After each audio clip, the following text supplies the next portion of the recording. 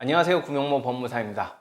개인회생을 앞두고 있는 분들에게 물어봤을 때 가장 궁금한 것은 아무래도 변제금이겠죠. 개인회생을 신청했을 때 변제금이 얼마나 나올지가 가장 궁금할 거예요.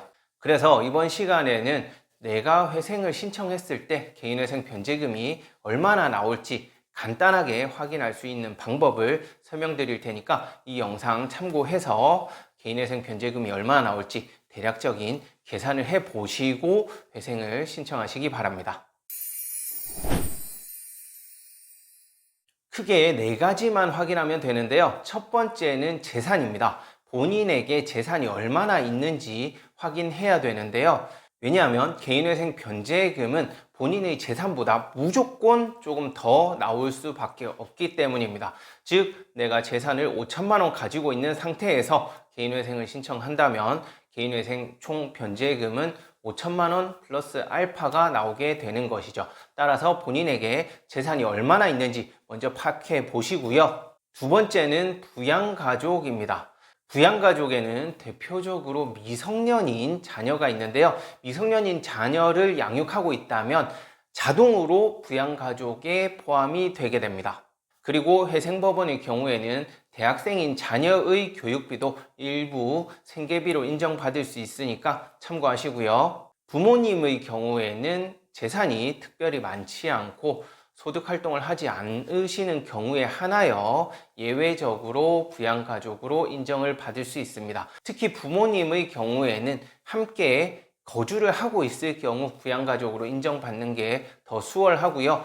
만약 주소지를 달리하고 계신 경우에는 별도로 생계비를 지급한 내역이 있다든지 하면 좀 더 수월하게 부모님을 부양가족으로 인정받을 수 있겠습니다. 세 번째는 소득입니다. 최근 1년간의 소득을 의미하고요. 여기서 소득은 순소득을 의미하기 때문에 세금을 제외하고 남은 순수하게 통장에 찍히는 그 소득을 의미합니다. 급여소득자의 경우에는 4대 보험을 제외하고 통장에 찍히는 그 급여를 의미하고요. 급여 외에 보너스나 기타 수당이 있을 경우에는 그 수당을 포함한 금액을 12개월로 나누는 그 금액이 월 평균 소득에 해당하게 되는 거죠.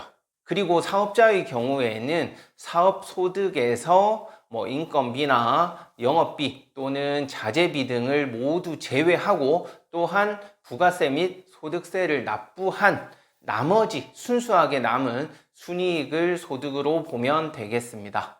네 번째는 대출금의 사용처입니다. 대출금 사용처는 통상적으로 생활비나 기존 대출금 이자를 갚거나 돌려막기 했거나 이러한 경우에는 별 문제가 없고요. 대출을 받아서 가족 빚을 대신 갚거나 주식이나 도박, 코인에 탕진한 경우 이러한 때에는 변제금에 영향이 있을 수 있습니다. 다만 대출금을 가지고 도박이나 주식, 코인 등에 사용했다 하더라도 그 액수가 크지 않다면 개인회생 변제금에는 별 영향 없으니까 이 부분에 대해서는 참고하시고요. 이와 같이 제가 알려드린 네 가지 재산, 부양가족, 소득, 그리고 대출금 사용처에 대해서만 파악을 하신다면 본인의 변제금이 어느 정도 나오는지 대략적인 확인이 가능한데요. 이렇게 네 가지를 파악했다면 본인의 소득에서 순소득에서 부양가족을 포함한 생계비를 제외하고 남은 돈이 매달 납부하는 변제금이 되는 것이고요. 이 변제금을 36개월을 내면 기본적으로 회생은 마무리가 되는 것입니다.